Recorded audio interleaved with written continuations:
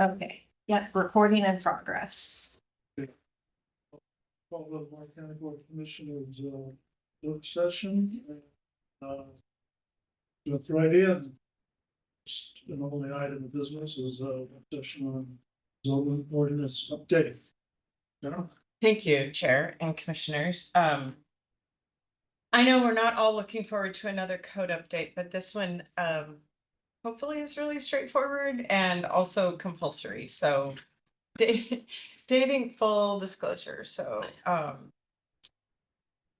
dating back to 2022, I think it was, the State Land Conservation Development Commission directed their staff to take a look at the Goal 3 and Goal 4 programs, and they called that the Farm and Forest Modernization Program. I was actually on the first technical advisory committee where we just kind of sat around, and one of their planners, Hillary Foote, her entire full-time job is looking at Goal 3 and Goal 4 and all the statutes and rules, case law, precedent made through case law. And so whenever we get stumped by a farm or forest question, we call Hillary, like, hey, how does this work? We learned a new one even last week. That's not in our code. That's another discussion. So I was on the first technical advisory committee, was the token voice for Eastern Oregon. There may have been another rural person on there. Did not want to be in the RAC. It was a couple of year process. And anyway, we end up with what we have. It's just a lot of time away from our office and daily work to participate in those things. So I can't say that some of this is surprising. I don't know that speaking and advocating for more flexibility, which is sort of the policy directive I've read from this board and other boards, that was usually my pitch. And what we came up with at the end of this process is still more regulation and more restrictions, but we're obligated to implement those. So after the technical advisory committee, then there was the formal rulemaking, and the commission adopted those in December, and they became effective January 1. So we implement those, but they're not in our code, in our chapter and verse. So we've been implementing them since January, but you'll see maybe a set of findings that references an administrative rule in addition to section 3.010 of our EFU zone. So I think it's more user-friendly and more transparent to the public and the landowners, importantly, if it's actually in our code. So that's what we're doing. So after Clint spent a few months with us and helped us do the final edit, the final codification of the most recent code update, I said, hey, how about if we work together on this? So Jim and Clint and I have spent lots of different meetings going over it. It's a little complicated because some of the changes are an administrative rule and some are on another worksheet. We included in your packet the same packet we gave to Planning Commission for the work session. And if you want to do a deeper dive on anything, you can. And if not, that's okay too. Clint's gone through very methodically and included the chapter and verse. So with that, I would like to turn it over to. Sure, I'll expand on that just a little bit. So there are kind of two facets to this. There is the new laws that were created as a result of this rules advisory committee. And then there are clarifications made to existing rules based on case laws, things like that, where they felt like, hey, we should go back and kind of clarify this without changing the intent. The new laws are included on page 58 of the packet, and I'm going by the blue number in the top right corner. The packet itself that they sent was like 600 pages, and it had like every meeting minute, every public comment. So some of the clarifications aren't included in there. It was difficult to provide that to you, but we can on the site if you'd like. The easiest way I've found to go through this, let me know if you feel otherwise, but basically we have the EFU zone 3.010, we have the forest use with a few changes 3.020, and then we have Article 1, which is our definitions. If we just go through and discuss the redlined pages, there's only about 24 total pages we have to look at. You can see the red lines that are being incorporated. The one side thought I will add to that is at the very end of this, There is one change we're also implementing based on FEMA requirements for the interim corrective measures that were put into place to pick them. So that was the floodplain, the habitat requirements that FEMA put in. It gave you, the board, the opportunity to choose on behalf of the county if we wanted to basically refuse any floodplain development, if we wanted to adopt model ordinance, or if we wanted to address those on a case-by-case basis. And the decision you all made was to address those on a case-by-case basis. So since we were already modifying code, we're taking and putting that into our floodplain development ordinance. We've talked with Dan Kearns about that as well to determine, if what we're putting in will satisfy that, and is in agreement that what we're putting in will keep FEMA, essentially we'll keep FEMA off our backs and comply with that. Is this the one on including that we have to do a case study on how it affect wildlife? The Yes. biological opinion. Yes. Mhm. So would we have, so if I wanted to build a house in floodplain, Mhm. I have to get, who do I have to get to? It is then I believe the way it reads is it is at the discretion of the planning director to essentially to determine if that is necessary, if a habitat assessment is necessary. Yeah. Okay. Correct me if I'm mistaken. Yeah, that's right. And that begins on page 149, so we can talk more about it, or we can talk about it now. It doesn't, I mean, we're a work session, but I think it was last September, it was a action item of the board.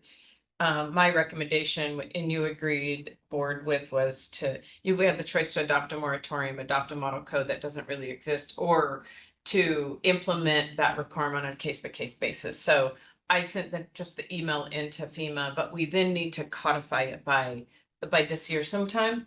So we have an extremely minor change to our code, which we think, Dan agrees, we can check the box and tell FEMA, yeah, it's now in our code. But as you know, from being involved with AOC, particularly the legislative stuff, lots of counties, really championed by Tillamook County, they're pushing back on this requirement because so much of their county is in the flood zone. And it just means that, yes, Commissioner Peterson, if you want to build a house and it's in the flood zone, you would have to do some sort of habitat study to show that you're not impacting the habitat of an endangered species.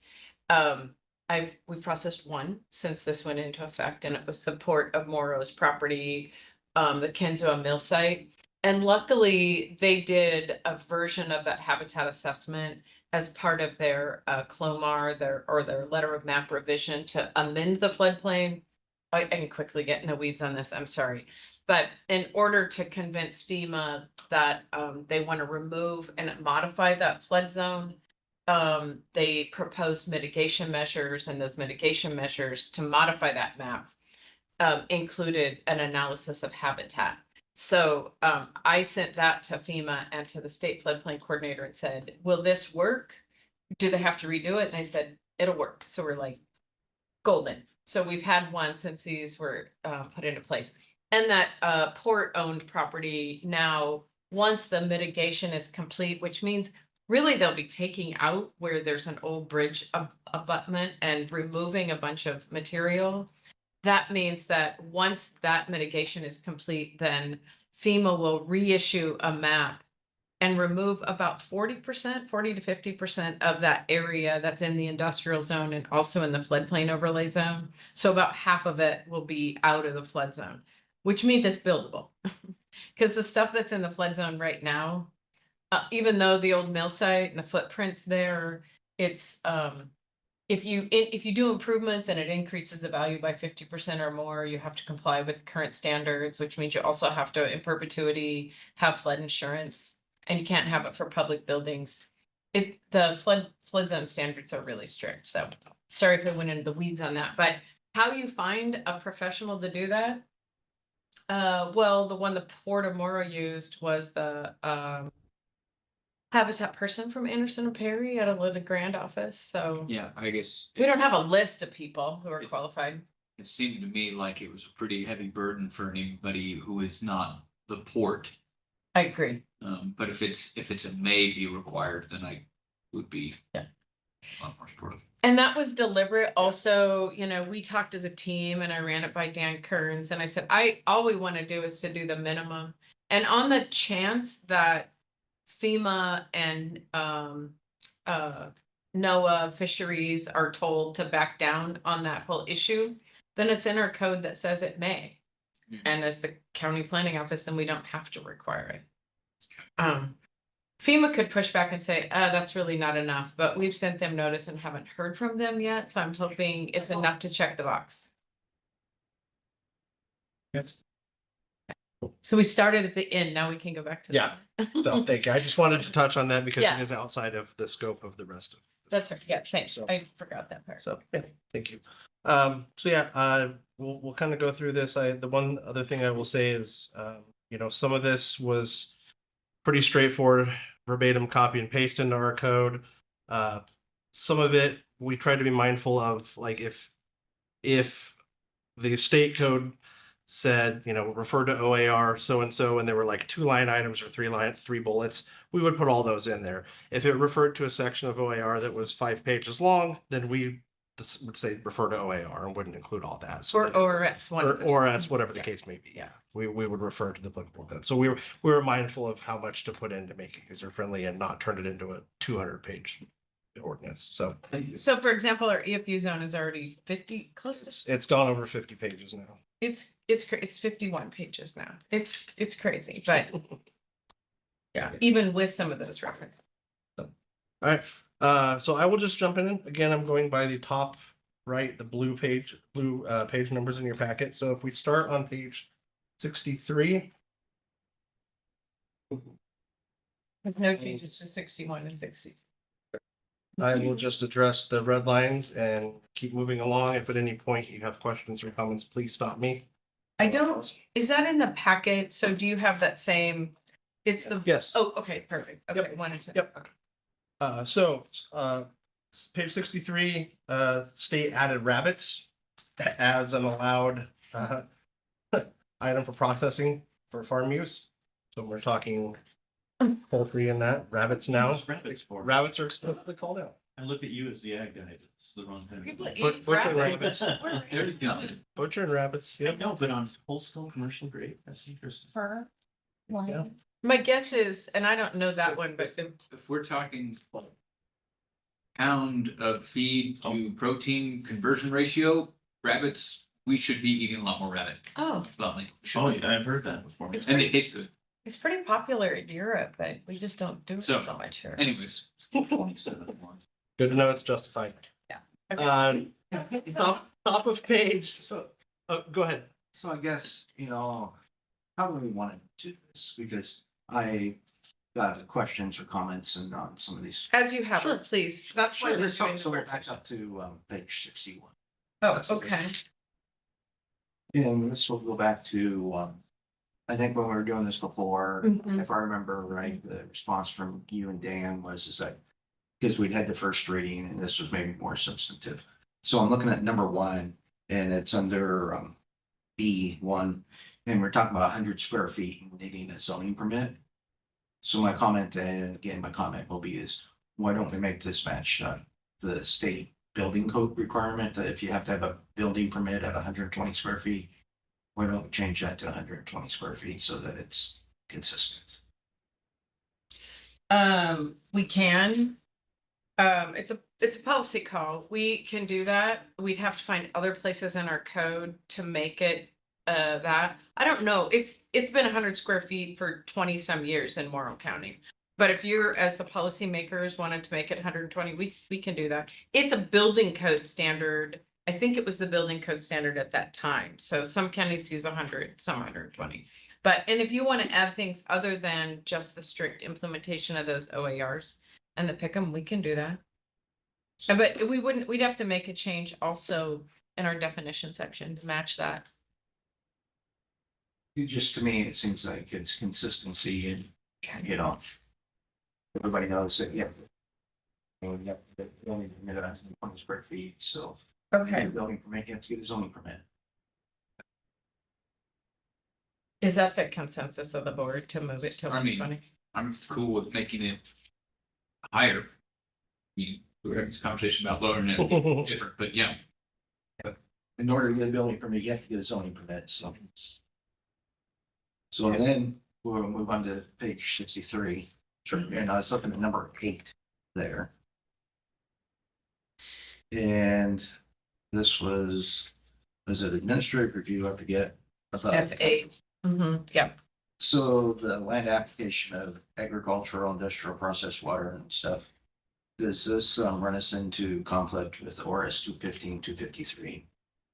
I don't know off the top of my head what that is. What is it? So 215, 253 is also the Brentmar case where no state agency or local entity can be more restrictive than what the state. We're not being more restrictive here. Is that what you're thinking? Well, by administrative review of industrial process water, I mean, industrial application, land application, industrial process water is not right allowed use according to the state, isn't it? But it's subjective, so we have to route it through administrative review. It's a 215, 283 sub 1 use. And if there's some subjective aspect of it, and I can route that to Dan, I think it's in the right spot, but I can sure ask Dan. Sure. It's just, they are permitted, they have to meet standards. We don't have the ability to add conditions like we would a conditional use permit. Okay. But I'll flag that and ask Dan. So, and otherwise you would be proposed to make it a number C, uses permitted outright? Yeah, because Okay, that was my understanding of how the state was, is that no, it's a outright allowed use okay, to the state. I'll ask Dan.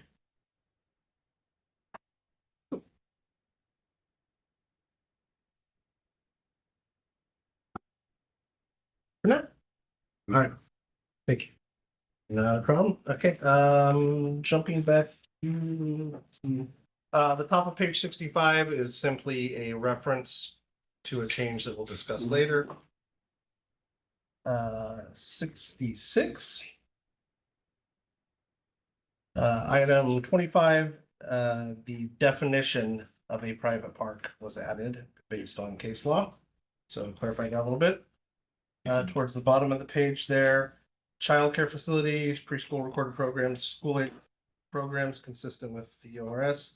That was added as a new allowed use, subject to administrative review. A new use in the EFU zone. All right.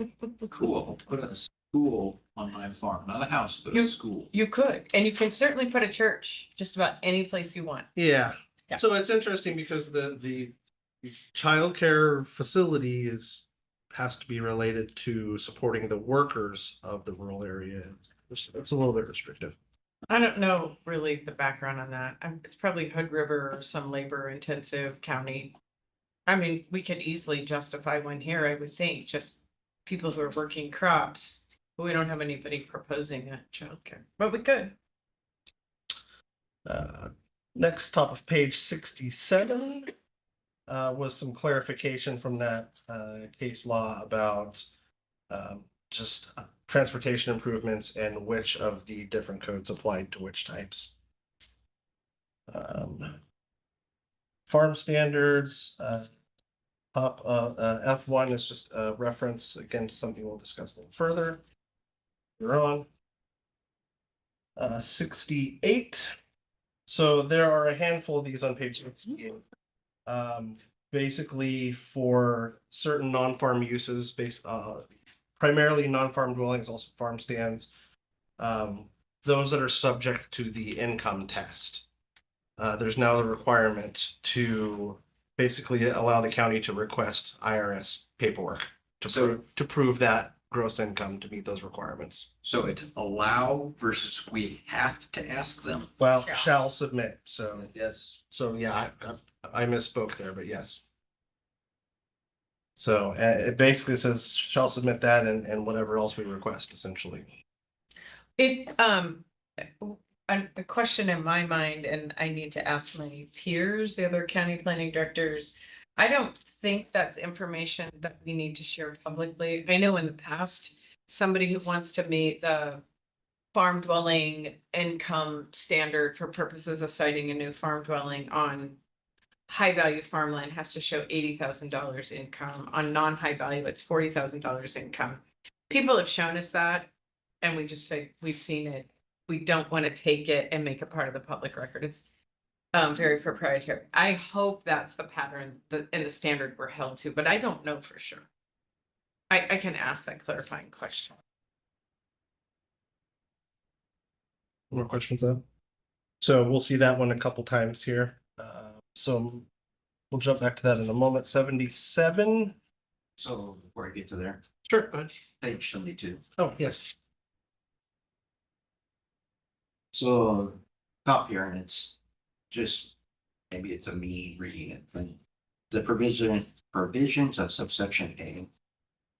You know, when I first read this, I was wondering if maybe a comma between the A and do not, so that it was just maybe a little more clear that the A belongs to subsection A. And again, maybe this is just the way I read it. I don't know if a comma Yeah, would be or- appropriate there. Or a period. That could also be misleading, but yeah, I see the point. Yeah, I actually. I mean, I know what it's supposed to say. Yeah. Yeah. And it's actually referring back to 10 little a, not 10A1 A parentheses. So we So could it just was- further refine that a little bit. It would read better. Well, it's a minor thing, but the first time I read it, it's like, Yeah. What are you talking about? That grammar doesn't make any sense. My English teacher said I use commas too much, so. I can be guilty of that myself, but. Same, yeah, I don't know. And then on page 73, number 11, we're talking about composting operations. And then at the last sentence, this use is not permitted on high value farmland except existing facilities. Is this a state or a county requirement? Oh, state. Okay. Because when I was reading through this, I think that I was thinking, well, how would this apply to like what Three Mile Canyon Farms is doing out there now? You know, They have stuff that's been permitted for quite a Yeah. few years. yeah, probably close to 20 Um, years now. I don't know what standards were in effect at that time, because DEQ has permitting standards and then we have the land use Sure. fees. So what I was wondering is if somebody else wanted to replicate what Rio is doing today. They may not be able to.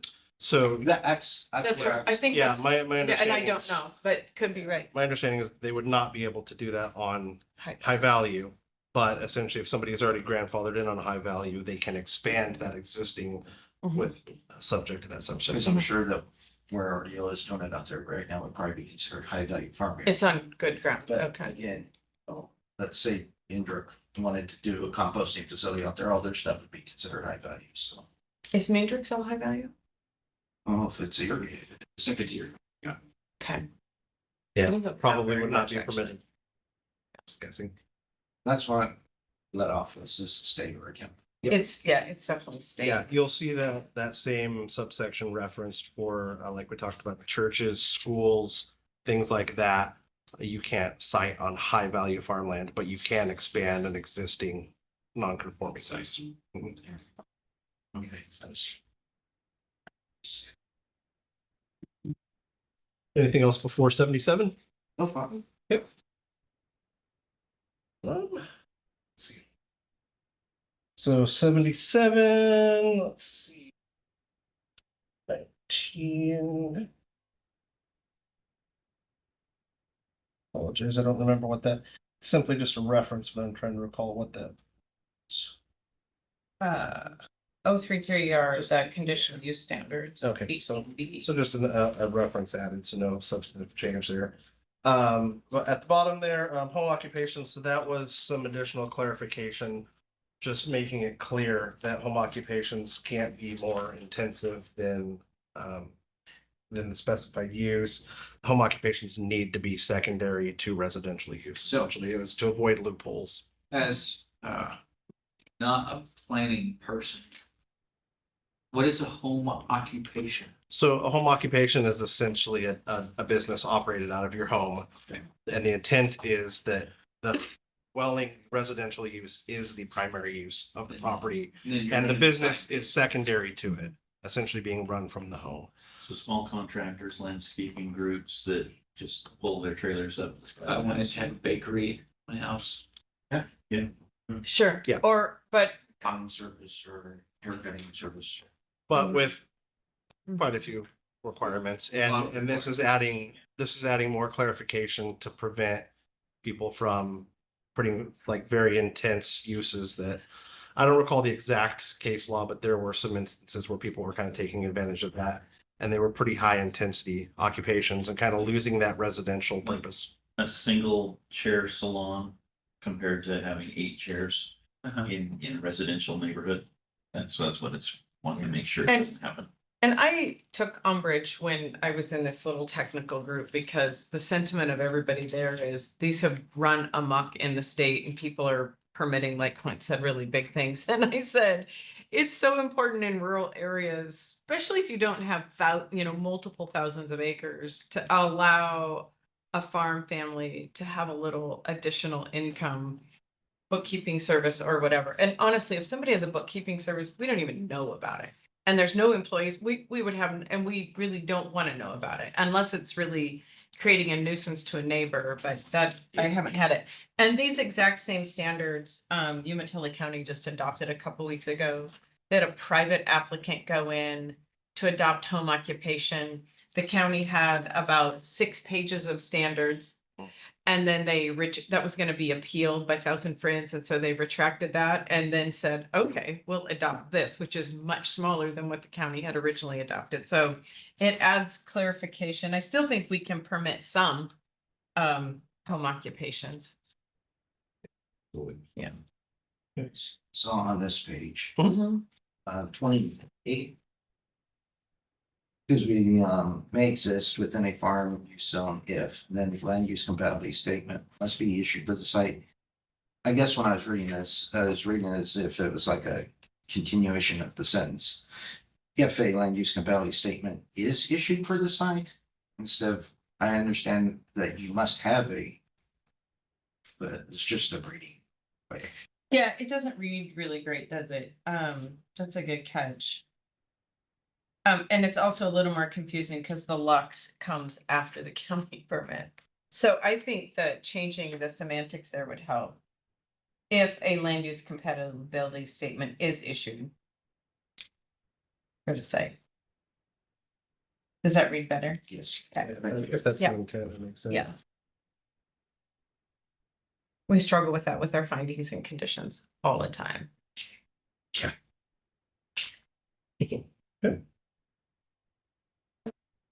Page 78, just a continuation of the home occupation we talked about.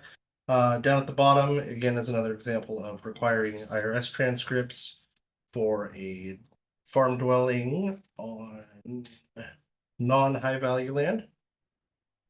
Moving on to page 79 is that same IRS tax statement requirements for farm dwelling on high value land. And then if we can go to page 84. You have anything in between? No, I don't. 84 is that same statement for, I believe, a farm accessory dwelling. So all those are just requiring that tax information to prove that. Page 88 is a pretty intense change. So page 88 is adding a lot more criteria to justify that a use does not impact surrounding farm operations, essentially, right? So as you know, with most non-farm uses, you've got to do a study of surrounding area, look at the farming operations, agricultural operations, and confirm that whatever use is being proposed isn't going to negatively affect that. Even with that, it can be kind of easy to pencil whip that answer. And so I think they've added some more specific criteria to really truly go in and do that case study and identify what farm operations are there by parcel and address each of those individually rather than trying to just make a general statement. Probably as planning commissioners, you saw these and there was a pretty simple, yeah, there's some farming, it's not going to negatively impact it. Can't do this anymore. Unfortunately, Yes. yeah, it's, yeah, and Jim and I just tag teamed on 3 of them, and it is a slug of a lot of work for us to research and for the applicant to submit. And I love non-farm dwellings and non-farm dwelling partitions, just the opportunity for them. It's great for estate planning. It's good for generations who want to have multiple people live. It's much better. You get much preferred financing rates if you have a rate on a 2 or 5 acre parcel is to go through farm credit. But they're going to be difficult. And when we get to the fee schedule update, we might want to reconsider raising it because it is a lot of work to meet these standards now. So, and then there was also, as part of that, just sort of as a side note, there's also a statement basically saying you can't compel a landowner to accept compensation in exchange for affecting their operations. So. Almost done with exclusive farm use, page 91. Actually, go ahead. I have a question. Sure. On page 89. In B. About halfway through that paragraph of B, it says a new parcel or portion of an existing lot or parcel is presumed to be suitable if it is composed predominantly of class 1 through 6 soils. That is, I think, much larger than in terms of the classes than the state. The state, I think, is just class 1 through 2. Why is ours class 1 through 6? This is also verbatim That's from the verbatim state. from the state. Class 1 and 2 is considered high value, automatically irrigated or non-irrigated. 1 through 6, again, it says it's presumed to be suitable. 7 and 8 are presumed to not be suitable. But there's a way to say, to show that, say a 5 or a 6 is not considered unsuitable. Yeah, I think in Morrow County, the only soils that are classified as 7 or above, I mean, we're talking like Bake oven. cliff sides. Mm-hmm. So Lick skillet or bake oven series, they're not probably even rangeland. Yeah. So I had my pages out of order. Oh, So okay. Page 85, No problem. Okay. number 7. 7, okay. And, when we talk about what it means of a spouse, the owner operator, or an ancestor, lineal descendant. So I guess the way I read this excludes sons and daughters. Can't live in an accessory dwelling. To me, that's a lineal descendant. That would be my understanding. Okay. Right, ancestor. And you're probably right. Yes. And Genealogy. just so I guess part of what probably flagged it to me is I didn't think that way and again, right.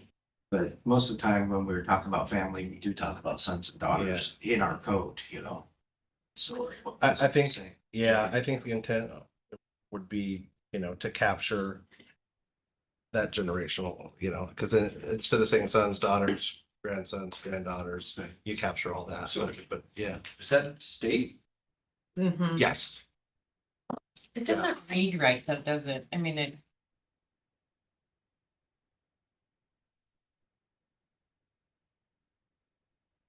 By a relative, an accessory, because you have. Yeah, the definitions. It's certainly worth us verifying that we're consistent with the statute. And I think that in other places we spell out sons, daughters. I think we do too, but yeah, I think perhaps the state isn't consistent on that.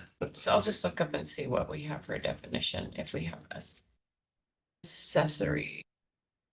I know there's specifically a definition of relative. I don't recall if it's in Article 1. Accessory dwelling unit. And is located on the same lot as the primary building. Yeah, this is more Glance. prescriptive. Glance really quick, if you don't mind, at relative. Scroll down and see if Oh, that's okay, in there. relative. Because I know that there's a definition elsewhere. And I know that it doesn't read that way verbatim. Relative is child parent, step parent, grandchild, grandparent, step grandparent, sibling, step sibling, niece, nephew, or first cousin.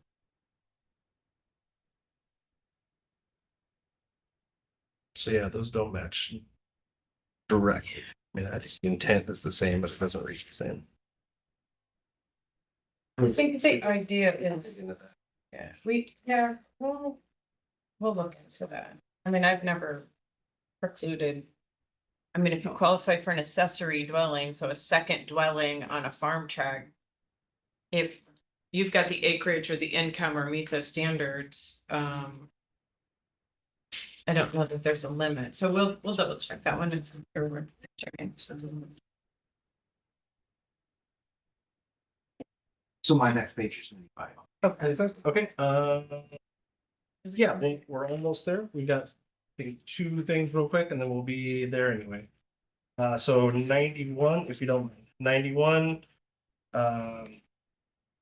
The state just defined a little bit better what is considered to be a replacement, or excuse me, what is considered a dwelling in terms of a replacement dwelling. We already had basically 1A was defined there, but we also made reference to the ORS section that defines that in case there's any changes in the future. And then 93. 93 talks a little bit about agritourism events and kind of ties it back very similar to the home occupation where it talks about it needing to be kind of subordinate, but also it kind of clarifies that it needs to be necessary to support that farm, and it clarifies exactly what that means to be necessary to support. So within that section, we did also find a typo. So we'll correct that. It says about halfway down, a determination that an event or activity is how that should read. So we'll get that fixed. And that is all the changes for the EFU. So we can jump to 95. I think Jeff had something on. Yeah, that was 95, correct? Okay. So it's 2B. And this is the expedited single event. The hours of the event are different than the other ones. This one is 7 to 10 p.m. The other ones in section 1 and section 4, they specify hours as 7 to 11. I was just going to recommend that they all be. Okay, we'll look at that. I don't know that if the statute says 10, then we have to do that, but if it doesn't, we can make it 11. I think that was actually Or a in the change that OA. was just made in the last code update. So I imagine it matches, but that would be odd that it doesn't. If it doesn't match, it would be odd. Yeah. Yeah. And then on 96, number 1 is and that talks about the anticipated daily attendance and hours of operation. That's just one of them, you just don't spell it out that hours are 7 to 10 or 7 to 11, whatever. It's going to be On page 96, which number? number 1.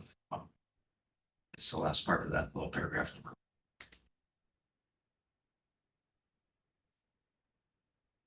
Okay, sure. 97, 881, down in the middle. Yeah, it just says the hours of operation instead of spelling that they are just fine. Yeah.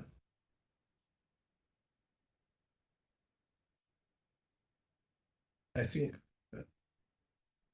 just for a little bit of feedback, I think the intent of that is so that if the hours do change, you're not having to change multiple references. It references back to that.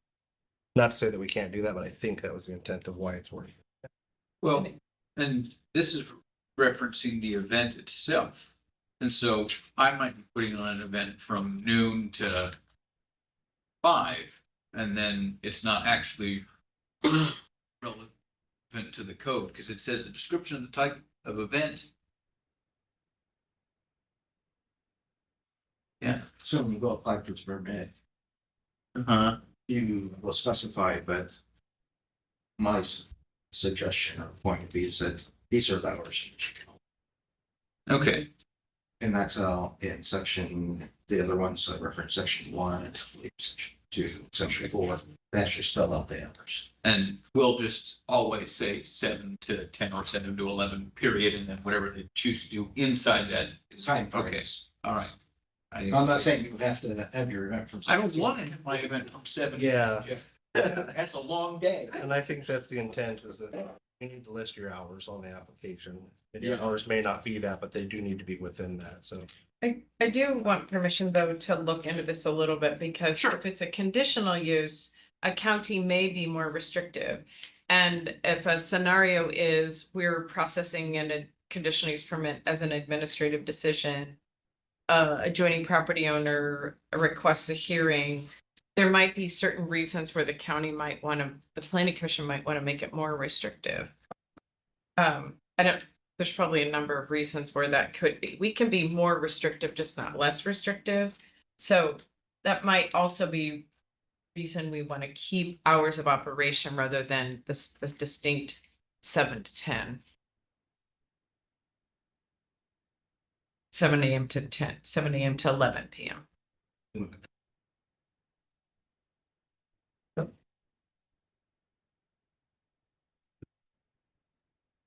And was there anything else before we move on? The next page is gonna be 150. That's enough. Oh, so 100, it's kind of number 2A1. It says subsection L.2.A. Oh. And then the must, so we need definitely a space there, and then maybe some way to separate the A from the must. Yep. Just remove the A, I think. Or yeah, Or- the A might, it might be L2A. Yes. Yeah, well. 2A.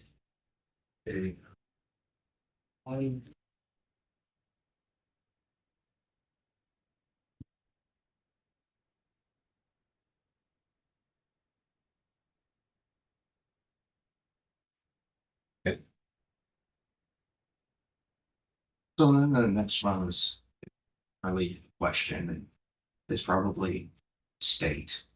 But on page 104 and 105, citing solar program. And number 6.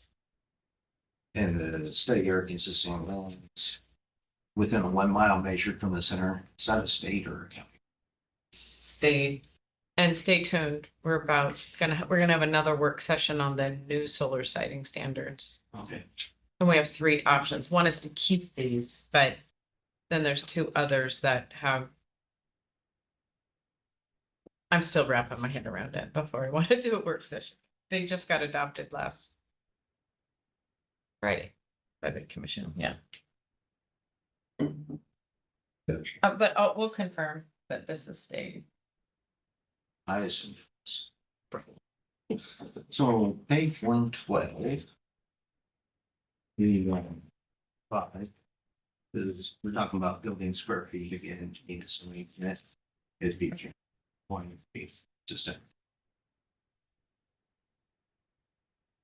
So then on the next page, C1, in reference to square feet, change to 120. And then I didn't go look up what RS chapter 517 talks about, but it C4 here says exploration for mineral aggregate resources. So this is That's mining stuff, I think. yeah, because this it's outright, but then or subject to zoning permit, but on B3, not requiring a zoning permit, is exploration, mining, commercial gravel extraction, and processing. So I was wondering what the difference the 517 would mean between the two, because most of them they're referencing exploration for mineral and aggregate resources. So the first one was on C4, right?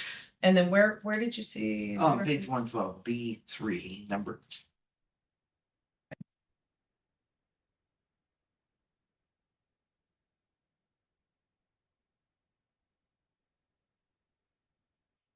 Trying to just figure out why one of those with zoning permit. I think ORS 517 is more or less exploring prospecting, so you can go out and drill and see if you've got any. So we need a zoning permit for that, but if I just go out and dig a hole, I don't need a zoning permit. Yeah, and the way I read it, and maybe it's not clear, on page 112, B5. There's the mining referenced. Because it does say for the exploration, mining, commercial gravel extraction. It's in B5. Oh, sorry, E3. B3. Yeah, that's where you're prospecting, or you might have a driller come out and say, hey, what, want to drill some samples to see if we've got the kind of material that you want. You don't need a permit at all for that. And this one, and it's, So yeah, what, You can explore. what is the I difference? can dig a hole, uh-huh, I can extract it, and I can crush it. Under B3 without a permit. well, crushing it with commercial equipment is different, I think. On B3, This is processing. There's commercial gravel extraction and processing. There's nice. so really, it's all in the context of the physical alterations to the land. So if you're preparing the site to have an aggregate operation, you don't need a permit from us. There you But go. if you're going to mine it and you're over a certain threshold, then you need to do the whole Goal 5 Yeah. permitting So analysis. it's exploration versus preparing the land for future Yeah. exploration. Just like we don't have is it a water pollution control permit, but DEQ does if you're moving over half an acre of land. We don't regulate that. Land use. Some counties do. Am I helping? I'm still not clear about what sort of exploration would be in chapter 517, except I think you can go out and drill. And the other one is you're just moving dirt Preparing the around. land for that. And we've actually had cases like that. Well, it looks like they're gonna set up for a wash plant or aggregate. And we said, they can do whatever they want to the land, but before they move in that equipment and start processing, then we'd have to permit it somehow.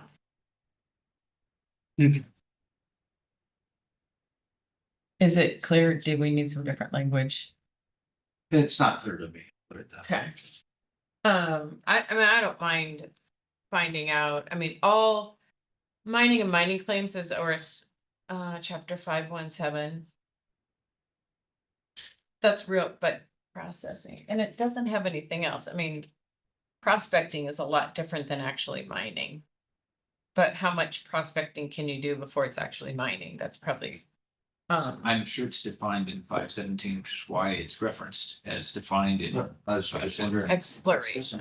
Yeah, it's confusing. And it's not B3 just seems that, like I can go out there and, I have forest ground and I can go start mining gravel.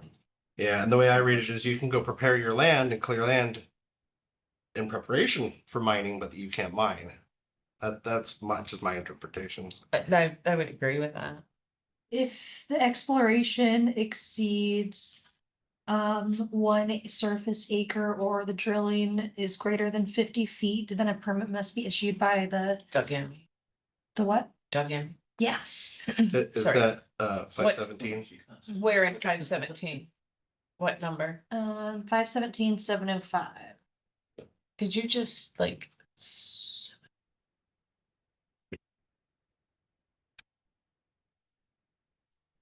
I mean, if it's limited to that, then we should add 705.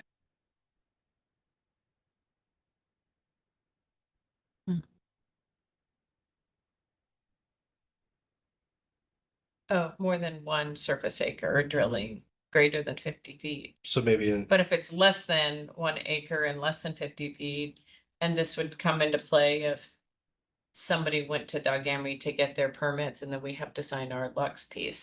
So I'll maybe see if we it's change- limited to 705. Yeah, sorry. So maybe we, instead of just 517, we say 517-705 And or something. And it's good on you for finding that because Yeah.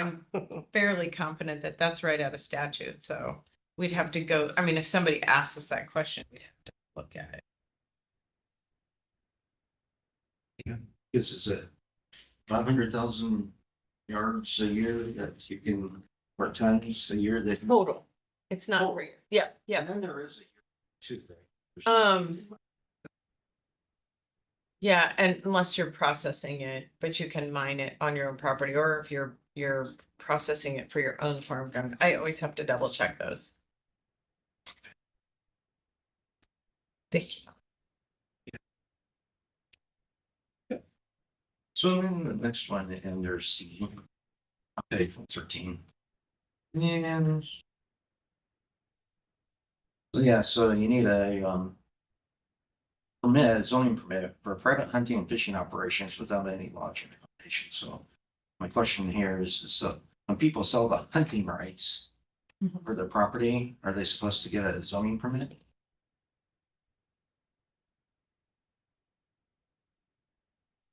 I think the key word is operations. I view that as a commercial business. I wouldn't require a permit for somebody who's just taking people out and guiding hunting and selling their LOPs to somebody. But it says that if you are doing that, you're supposed to have The following uses and their accessory buildings. Hmm.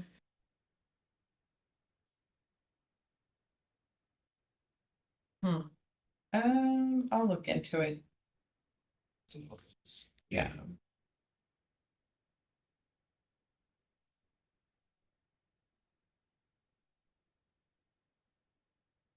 Yeah, I'm wondering why it wouldn't be under B instead of C. Sure. Yeah. It's a good one. Okay. Okay, so that's what I have there. What's your next page, Kenny? 115. Okay, where I'm at. Perfect. Awesome. 115. The top refers back to those transportation improvements we referenced earlier. And then 28 is that same clarified definition of a private park that we saw in the EF. So I have a question on this. What is a private park? If it's a private park, why do I need the definition of it? If it's my land and I'm doing what I want, why is it a park? I guess I'm just confused by it. What is this? I don't really have an example unless somebody wanted to purchase a piece of land and set up a private park. I have to think of an example of when somebody would want that. It's directly from the OAR. And I guess it's sort of like, is a yard a Oh, private park? subject to I- F. Do you see why I'm curious? Yeah, and I think that's why they added this, but I don't know. Didn't make it clear to me. So you can also do campgrounds in private parks. Which is probably why a private park is where it is. Cause you could apply to put campgrounds in it, is why it's a. Okay. So if you just have a piece of property and you wanna do some improvements and you call it your park. I don't know, I think in Central Oregon, a lot of people were doing these and rented out their private park. And then they were permitting private campgrounds and campsites and it was sort of a loophole. And one of the answers to that question is if you look back at this DLCD memo, it'll give you the link back to all those case studies, and you can probably find exactly which What led to this? case study Yeah. triggered that. Yeah, I was, if you wanted to take the time, but yeah, I may not. Actually, it might be listed in that memo without having to dig too deep. So on this page. Mhm. And so new distribution lines, fiber, rights way 50 feet or less. There's a conditional use. So my question was, came to my mind is our county was involved in the broadband consortium and we're looking at stringing fiber out. So if the broadband consortium was going to be able to string some fiber someplace where there wasn't an existing line, we'd have to come to the county and get a conditional use permit. New distribution lines, it with rights of way, but I don't, the way we define rights of way is different than an easement, right? Cause you would normally get an easement. Yes. Let's see how we define rights of way here. That's a pretty, I mean, 50 foot that's a pretty big line, and typically, I think that most of UEC's distribution, sort of like 30-foot easements. mm-hmm. I don't know what Columbia Basin has.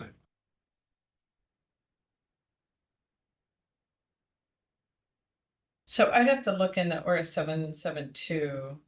So it's a new electric transmission lines. 100 foot, up to 100 feet as specified in, or I'd have to look at, I thought I did that one, 772. In distribution lines, we don't ever permit, but in this instance, it said. That they're If it- conditional use. Mm-hmm. But we also, it's an outright use as a land use decision, and we have issued those pretty regularly these days. So I'll double check 772.710 and see why it's there. That's exactly from statute. What came to mind was like running absorption. Uh-huh. And a string and all kinds of kind of fiber up through remote areas.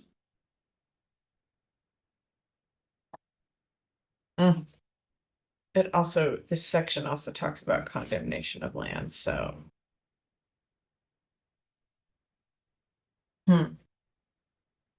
I'll have to research that a little bit. Okay. That's it for that page. I have some theories, but we'll see. Yes. Yeah, some of these get you scratching your head. Let's see. 116 again is talking about this, clarifying the different transportation requirements that we addressed in EFU as well. And So on that one, Mhm. on A there, Mhm. it says related to agricultural lands. We're in the forest use zone. Should this be forest zone? I asked that same question and we went And and the found out the language answer was said- yes. Yes, it's agricultural lands, because a lot of counties have mixed farm forest lands, so it'd be a goal 3 exception. Yeah, Doesn't make a lot of sense to me either. I believe at least part of your answer to me was that forest land is still considered to be agricultural land. You're still growing a crop. Hypothetically. I had that exact same question.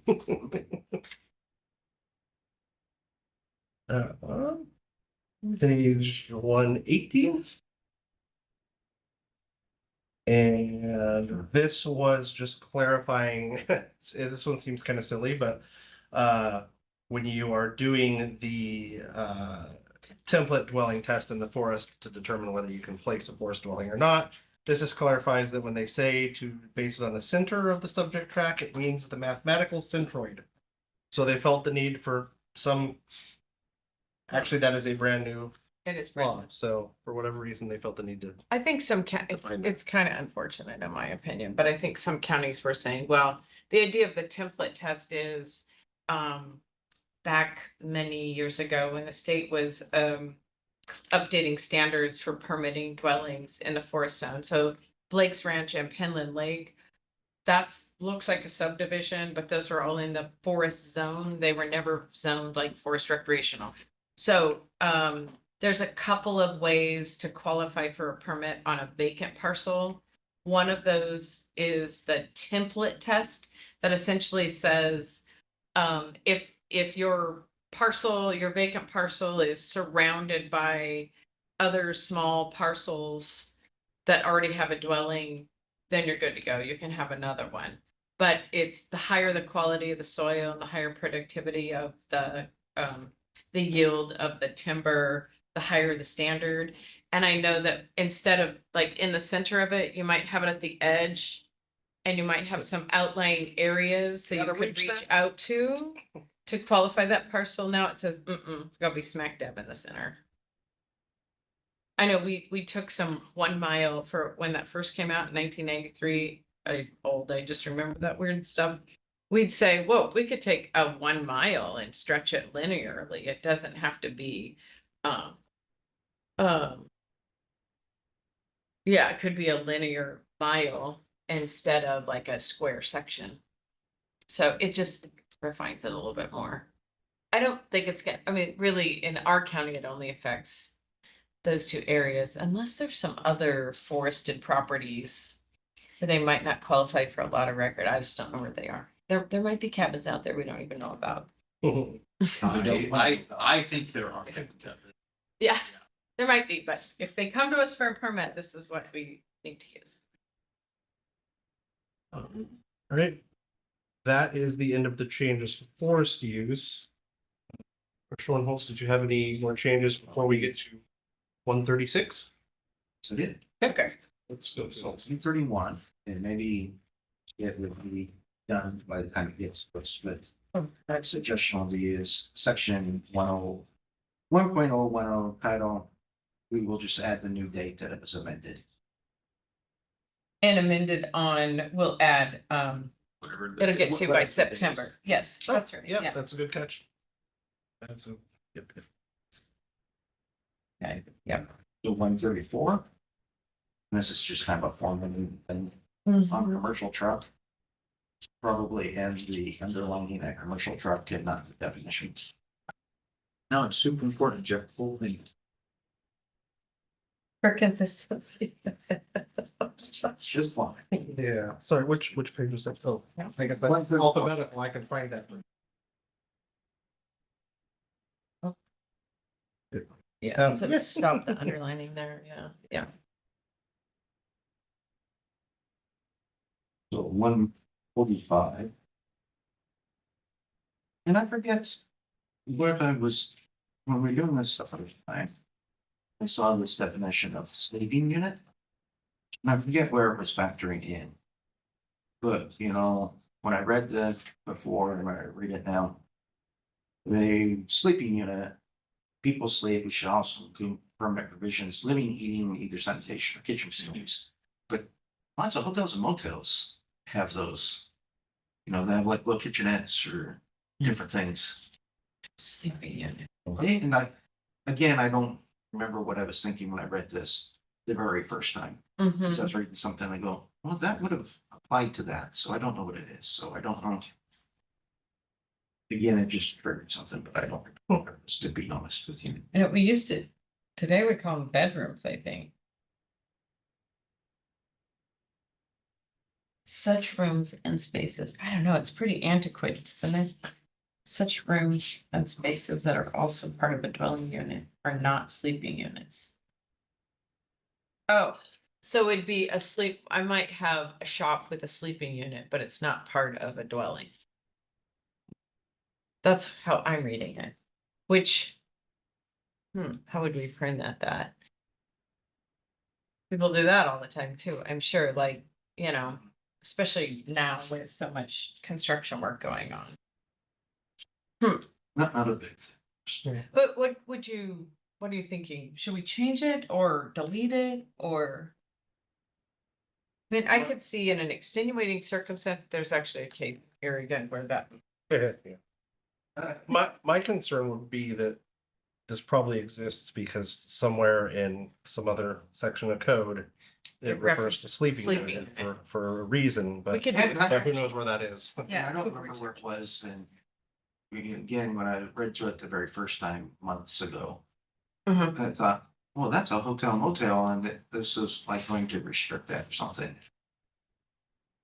And again, to be honest, I don't remember what. Yeah, it wouldn't. Yeah, well, let's do a word search and see where we Yeah. have sleeping unit in our code. Yeah, keeping in Maybe- mind that this, you know, this is a definition and not any sort of a standard, so this wouldn't like just, you know, preclude anything, but it would. Mhm.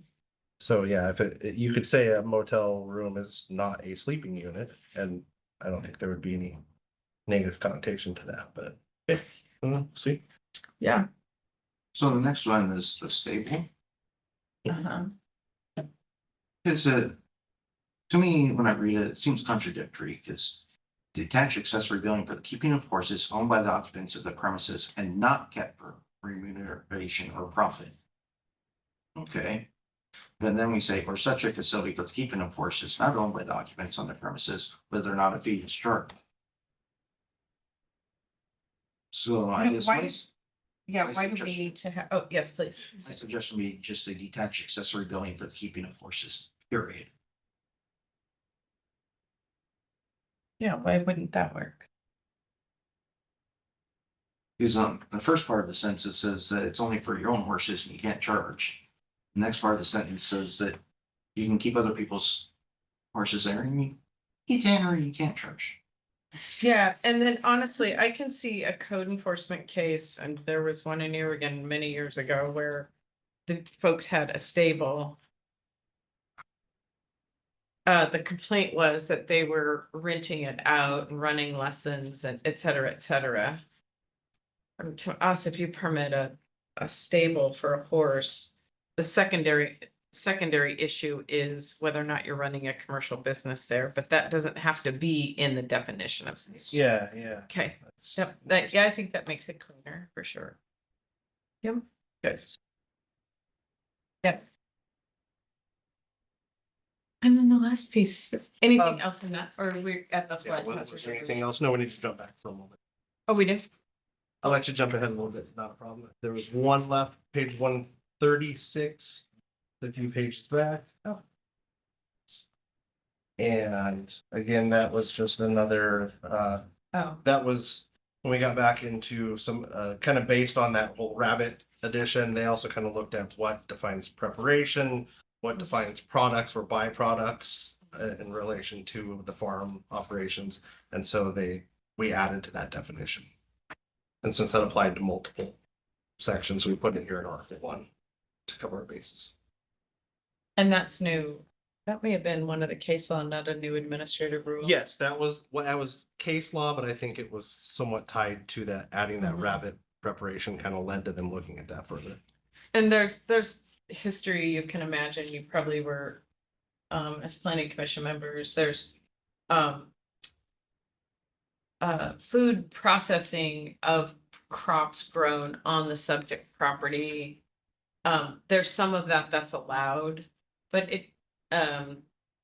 but you can't process crops from another farmer's field, for example. But I think of things like Lamb Weston or, you know, Oregon Foods or Oregon Potato, where they're in an industrial park, they're processing a large volume.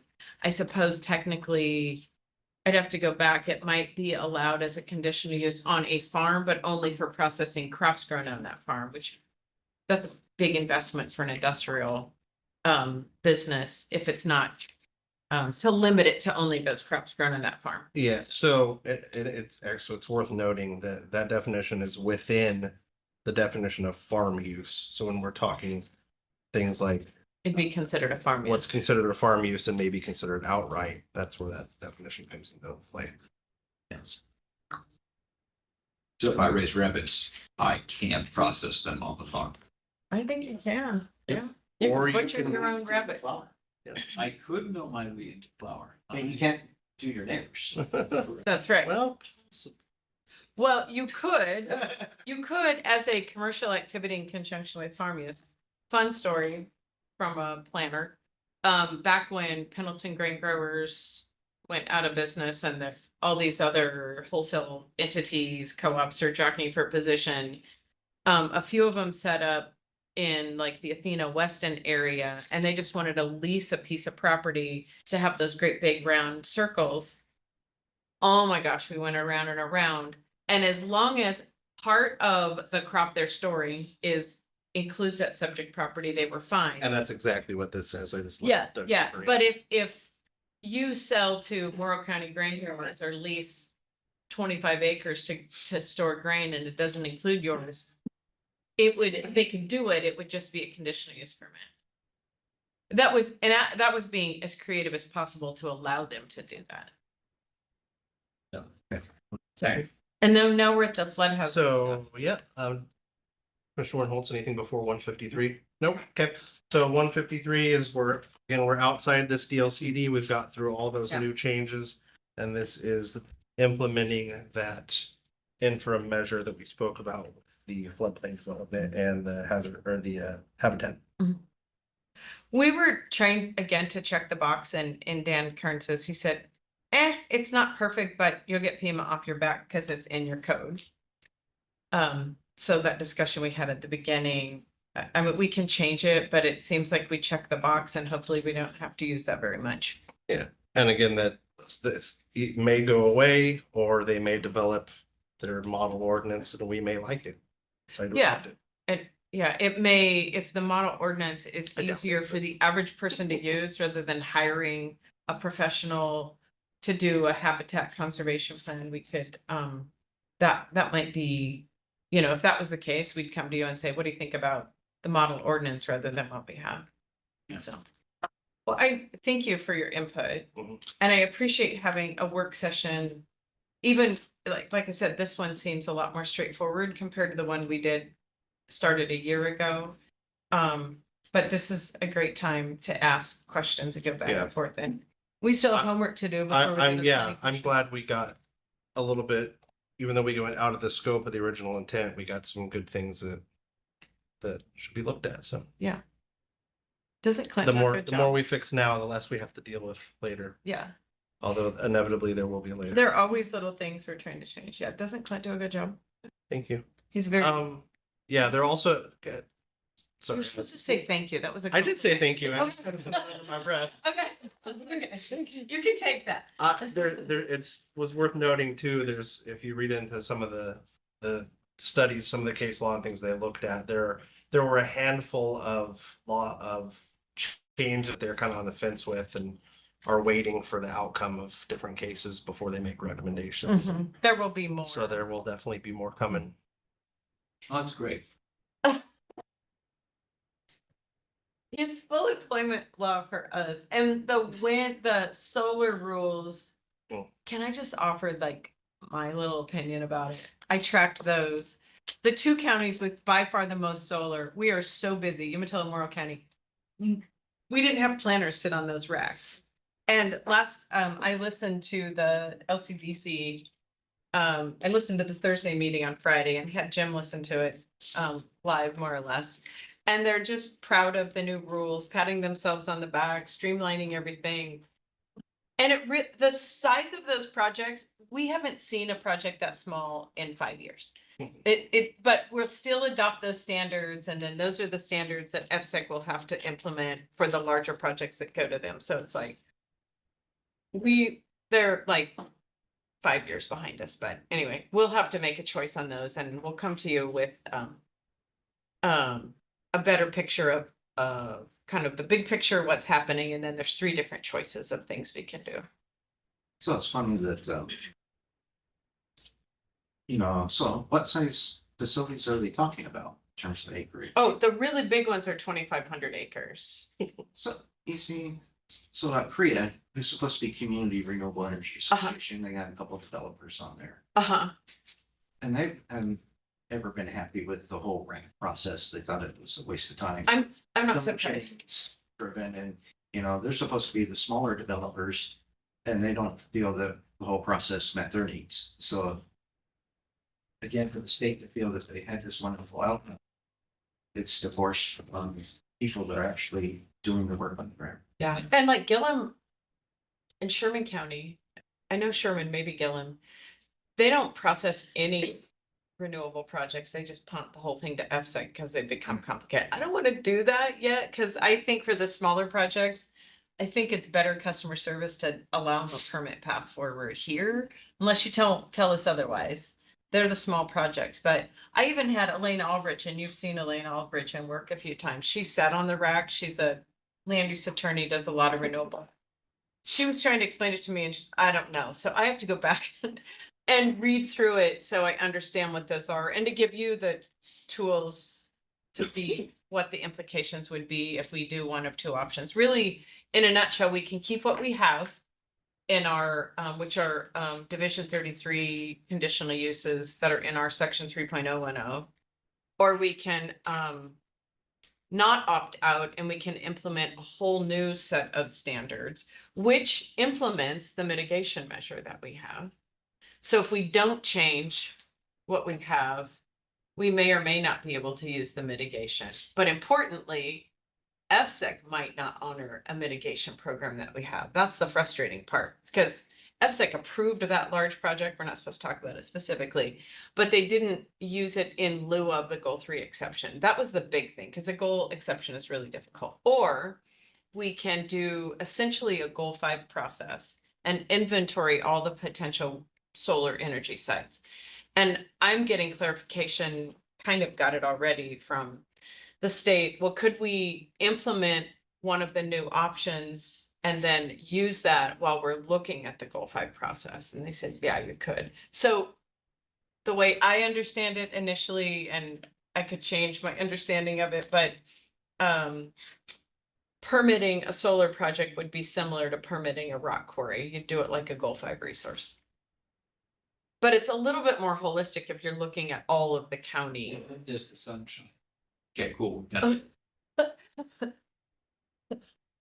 then, yeah, and is it in high value farmland and is it not?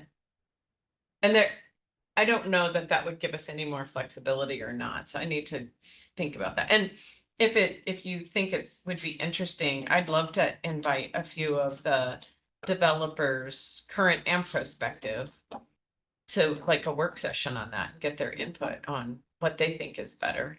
Elaine is always really great to me if I call and I'm like, hey, what are your thoughts on this? She'll share with me without sending us an invoice for it. I mean, it benefits her client, of course, but.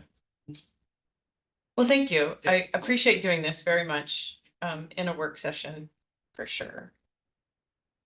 Anything else? David, you're really quiet. You did all your homework, right? Yeah, I did. Well, you know, yeah, I'm still trying to sort out the state mandates. I mean, we talked about it, and that's why it's hard for me to get my mind around that, why, how much. When I was out planning, that was hard too, sometimes.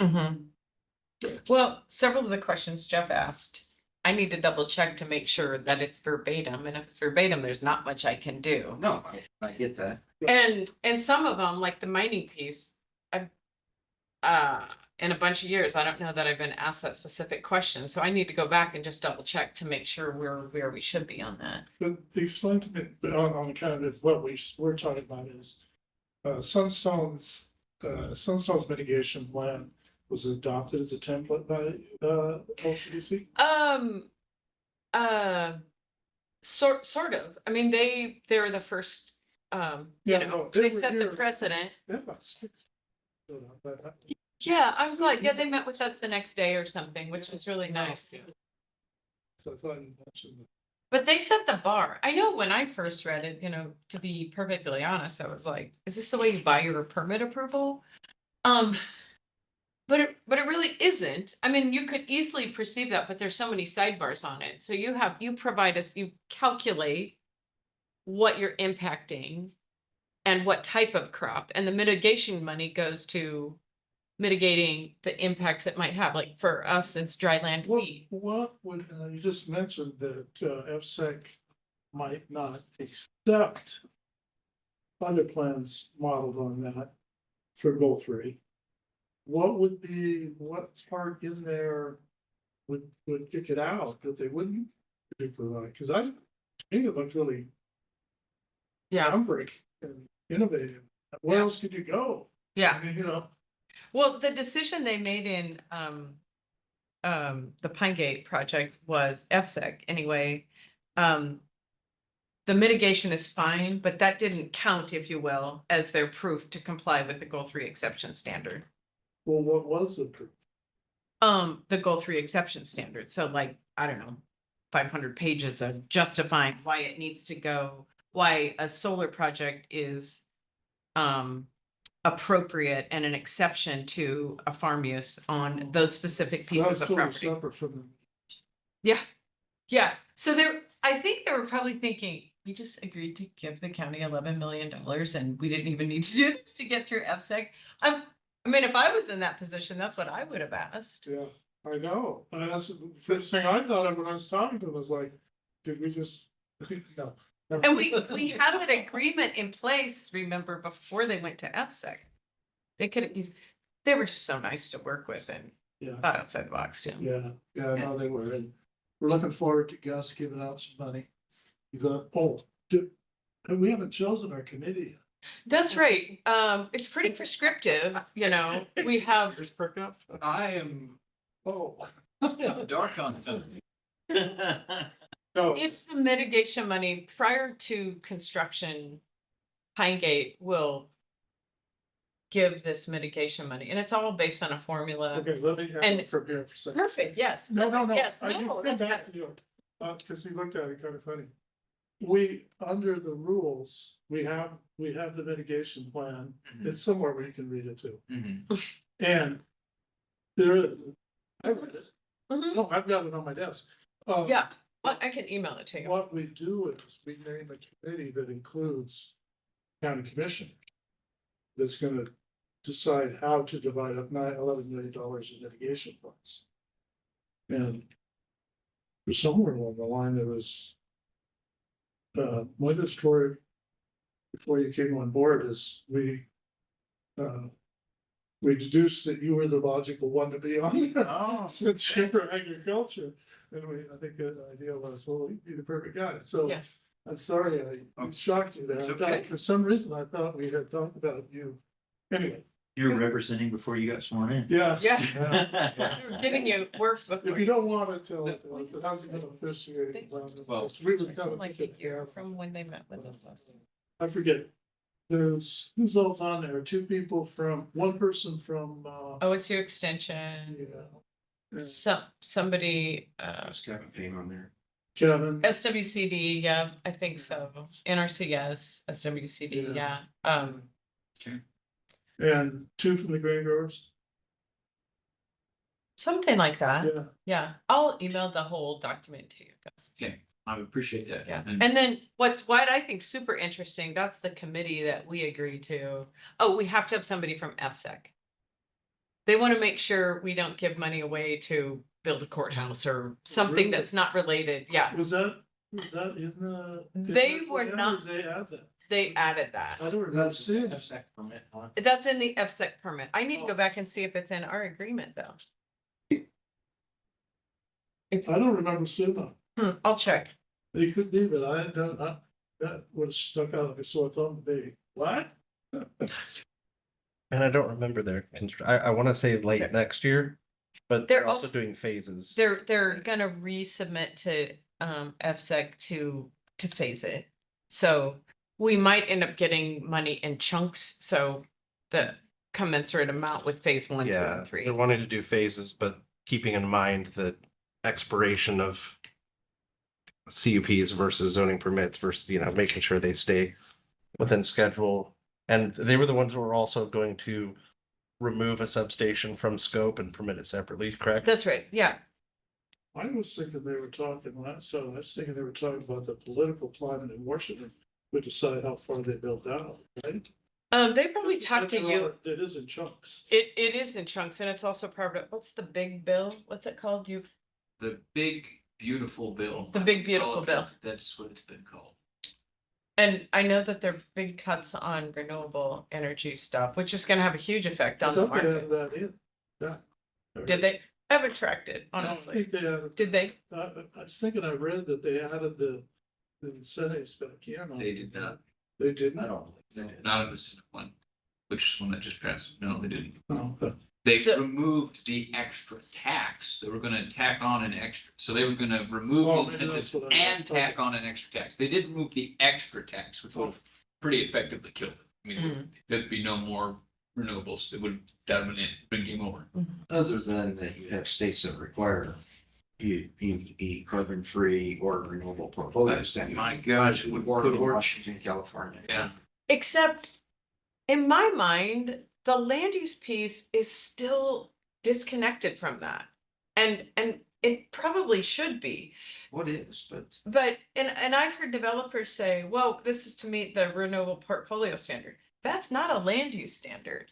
No. That is a wholly different That's hotly still a political. business model. It's a business model, but that doesn't mean because your project is helping the state get to whatever percent renewable by 2050. That doesn't mean you meet the land use standard. We don't have a standard, an economic standard like That's where that FSAC, the state needs to get on board with I agree. the two hands. If one hand's Agreed. saying you have to be renewable and the other one says you can't build renewable.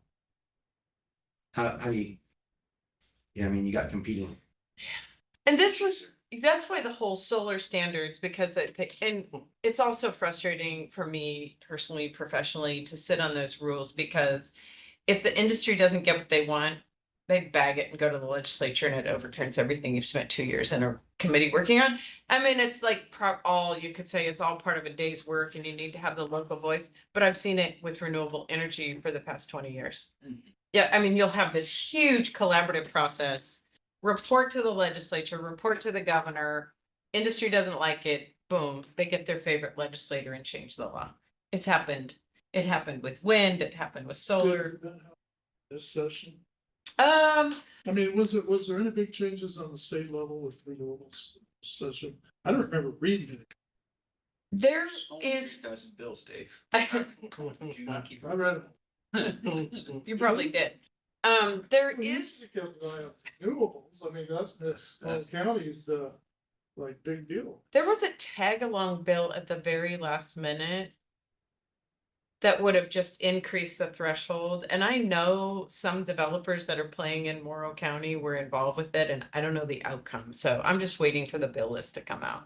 But it was literally a tag along thing at the last minute that would have increased the threshold that we get to permit. That's always kind of my opinion. Like, I think we do a pretty decent job. What about anything else? Destination resorts, so on, that has nothing to do with our work session here, but I Anything don't else? remember hearing anything about destination resorts. or agribusinesses, like Trio or them. Occasionally they kick around some. I know Yeah. that came out in this work session. I mean, in this new farm forest program that we just went through, I don't think any of those got changed. Nothing big. Trying to think of other things.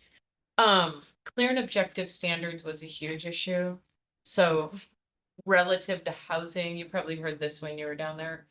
It would only apply to a little bit of what we're doing. And Washington County carried the torch on that because they have so much unincorporated Washington County that's zoned residential.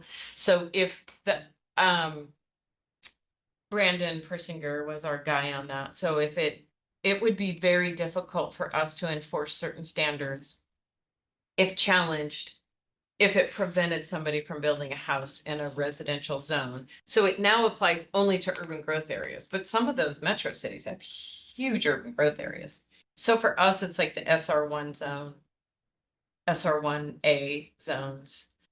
Pretty much just right outside of your Portland, and that's it, right? Yeah, we have a little bit in Hefner, Okay. just a little bit, not very much. So once that final language comes out, I'll have to read it and figure out if it applies to us at all. It also, we might not have to do anything to our code, but if somebody challenges it and says, look, you have to issue, part of it was you county have to, or city have to issue a permit within 60 days when everything else we do is 150 minus aggregate has to be within 120. That's like rapid speed. If you imagine you're busy and you have to bump everything for housing to the top, it was just like, I don't know. To me, it feels like it's not just the regulations, there's more to the market and other things that are happening, like rent control. And that has a lot more effect on housing supply than changing standards. But DLCD now has an entirely new division that's devoted to housing. And it's the Oregon Housing Community. Is that a good thing? Is that the HAPO that More was on? government, Dave? I know we're on the public record. I don't want to answer. I don't know. I think people's intentions are really good to streamline the land use process for housing. And it's so much different in the rural areas than it is in the city. But the economy is so different. I mean, I think we're pretty easy to work with. If you want to do a subdivision, we just don't get those big developers who wanted to do 100-lot subdivision. We just don't get that. And that takes a lot of time the numbers don't pencil out. I mean, you could do a 20 lot subdivision in Portland and get $100,000 net profit. Out here, it'd be a fraction of that. So we just don't get those big developers. Boardman's getting a few. Hermiston and Umatilla are getting some, but in the city where they probably should be. Well, Hermiston has tons of, And I mean, they got Pheasant Run, Checker Run, But those are all in the Sparrow city. Run. Oh, They're in the city, Yeah, that's right, well, yeah. And they're expanding their I growth thought they boundary too. got those in Yeah. the urban growth boundary. And the big urban growth boundary push right now is for industrial lands. And guess why? Otherwise, I wasn't prepared to do a legislative update, but I'll get back to that. It's okay. No, Absorbing. yeah. Okay, well, thank you very much. We'll come back to you formally. Planning Commission wants to do this in August. So we'll come back to you for formal in September, unless some of our research gets us off track. Some of those questions, though. Okay, sounds good. Well, thank you very much. You're welcome. We can all have an afternoon nap. Sure. If you're ready, got any other business come for us here? We're a one item, work session, so. I don't know. What else do we have? Okay. That's it. Just as a side note, we did just permit all the zoning permits for the B2H project after Clinton. 15 years. Congratulations. It was, Yes, I guess, yeah. I bought It him was- lunch today. It was, I mean- it was July of 2010 when they first put in their notice of intent to the state, and we permitted the zoning permits last week. So That's the very last piece of the process. And we told Clint 5 months ago, you're gonna get a whole bunch of week one. permits. week one Oh. of this job. Hey, we're gonna hand this over to you at one point. Oh my gosh. So yeah, we issued 63 zoning permits last week for all the affected Yeah. parcels in Morrow County. Yeah. So there's the FSEC permit, and then we have to do the conditional use permit for the whole project. And then Umatilla and Morrow County require an individual zoning permit for each parcel, so we know what piece is on what parcel, and we have the landowner's signature. And that Well, was yeah. minus we- 2. But we got Minus the, seven. two, the Seven, three. seven landowners, and 10 or 11 parcels Oh, okay. used essentially eminent domain process, but the rest of them were piles and piles of transmission easements and construction easements and yeah, a lot of supporting data. I just finished filing that yesterday, but yeah, anyway, that was exciting. Okay. All right. Thank you. Sure.